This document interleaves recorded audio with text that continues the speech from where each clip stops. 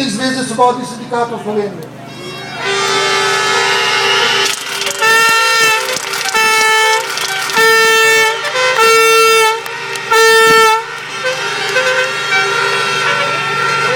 Spoštovane delavke in delavci, v imenu Zveze svobodnih sindikatov vas pozdravljam in hkrati pravim, vaše zahteve so tudi naše zahteve. Bodimo skupaj v tem spopadu za boljši jutri. To, kar se dogaja danes, je krivično in proti tej krivici moramo združiti sile vsi sindikati v Sloveniji.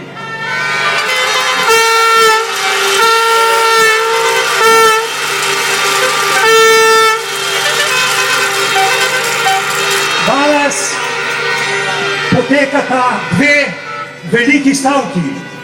Stavka naših kovinarjev in vaša stavka.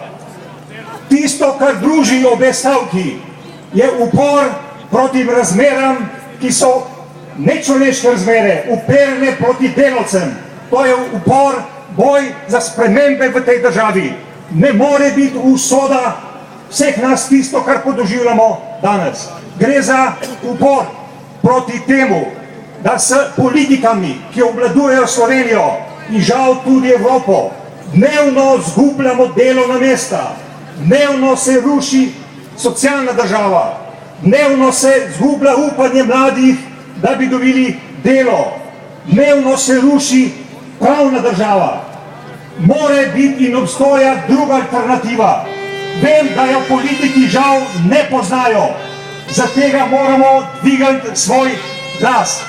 Politiki za razmerami odpuščajo delavke in delavce, ampak tistega, ki bi ga morali odpustiti,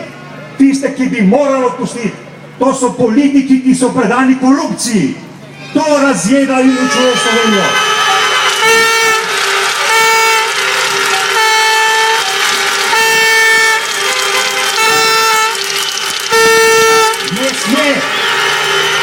Ne more biti to, da v Sloveniji prevladujejo ekonomske pravice nad socialnimi pravicami. Temeljne človekove pravice morajo biti prve, šele potem interese kapitala. To je potrebno spremeniti. Spremeniti je potrebno svet vrednot, ki nas obdaja. Te vrednote niso vrednote delavstva v Sloveniji. Temu se moramo upreti.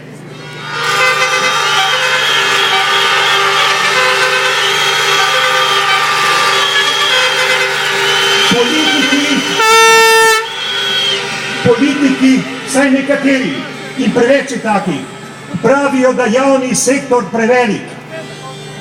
Ne, preveliko je njihovo neznanje, ker ne vedo, kaj pomeni delavec ali pa delavka v javnem sektorju.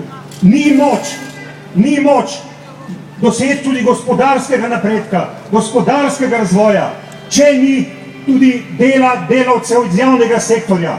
Brez tega ni gospodarskega in socialnega razvoja. In to danes druži delavstvo vse Slovenije na današnji dan.